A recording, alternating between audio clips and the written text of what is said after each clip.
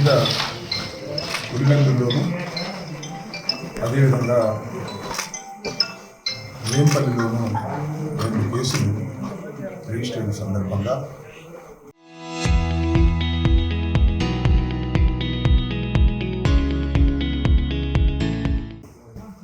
నన్ను విచారణకు పిలిచారు.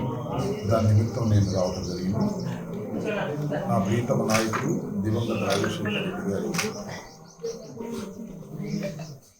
సమాధిని సందర్శించుకుని ఒక ప్రతిజ్ఞ చేయాలని నిర్ణయించారు. సాధ్యపడని అసత్యపు వాగ్దానాలతో రాష్ట్ర ప్రజలను మోసం చేసి అధికారంలోకి వచ్చిన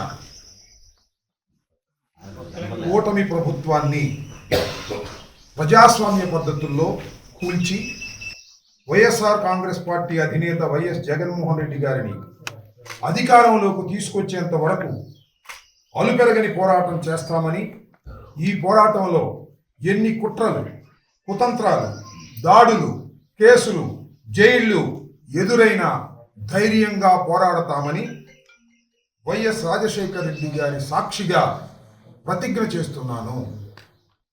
ఈ ప్రతిజ్ఞ రాజశేఖర రెడ్డి గారు పాదయాత్ర ప్రారంభించినప్పుడు మేము ఆయనతో పాటు నడవడానికి ప్రయత్నం చేసినప్పుడు ఎక్కువ దూరం నడవలేమనుకున్నాం. కానీ చేవెళ్ళ నుంచి ఇచ్చాపురం వరకు నడిపించే ధైర్యాన్ని ఇచ్చినటువంటి రాజశేఖర రెడ్డి గారు ఈ పోరాటంలో కూడా నాకు ధైర్యాన్ని ప్రసాదిస్తాడని హృదయపూర్వకంగా వారిని ప్రార్థిస్తున్నాను. అదే కేసు, కొత్త కేసులు ఏం కాదు. వాళ్ళని కొత్త కేసు అనుకుంటారేమో. అలా చేయకూడదు. ఏదో నన్ను అరెస్ట్ చేయాలని, భయపెట్టాలని పోలీసు వారు చంద్రబాబు, లోకేష్ ఒత్తిడితో చేస్తున్నారనేది నా అభియోగం.